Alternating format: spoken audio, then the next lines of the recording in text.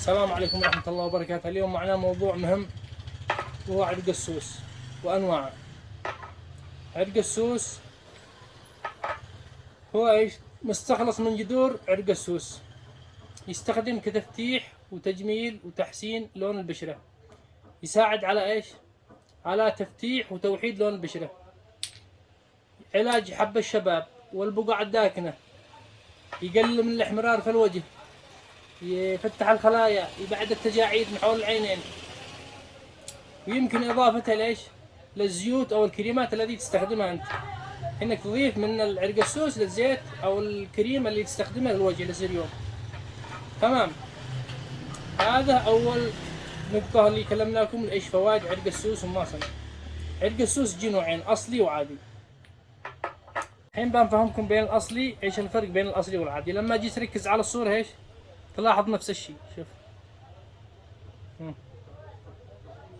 لكن الاختلاف شوف. عرق السوس الأصلي يجي إيش؟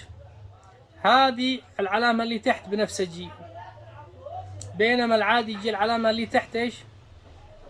هذه العلامة تجي بنية. هذا أول اختلاف. ثاني اختلاف الصورة هذه حق عرق السوس.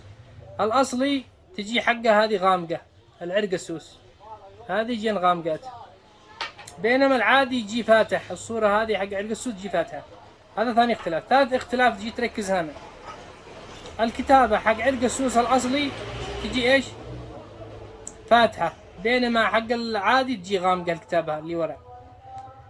بالنسبة للصناعة كله يجي نفس الصناعة USA أمريكي، وهنا يجي نفس الصناعة USA أمريكي.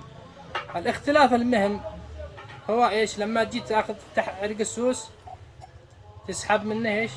تشمه، الريحة تجي حق عرق السوس الأصلي تجي قارحة قوي.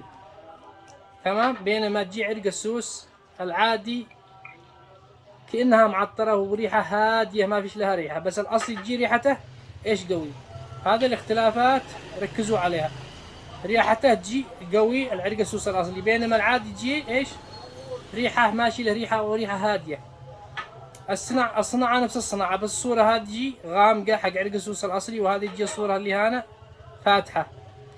هذا وسلامتكم. لا تنسونا من مشاركة الفيديو والاشتراك في القناة، ودمتم في رعاية الله.